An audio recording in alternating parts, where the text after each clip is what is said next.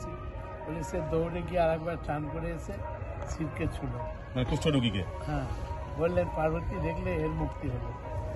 মানে কর্ম তিনি উঠে শিব দুর্গা মূর্তিতে তাকে দর্শন দিলেন।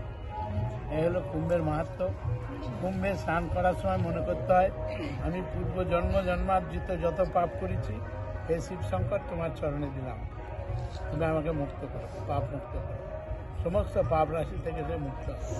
এত পবিত্র এই জল, কিন্তু মন থেকে হয়, মন থেকে হয়।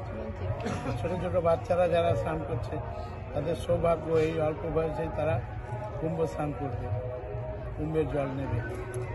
স্নান মানে আমাদের ঋষিরা বলছেন যদি তুমি বাথরুম থেকেও বেরিয়ে আসো, কাপড় ছেড়ে আসনে বসে কতগুলো মন্ত্র বললে তোমার স্নান হয়ে গেল।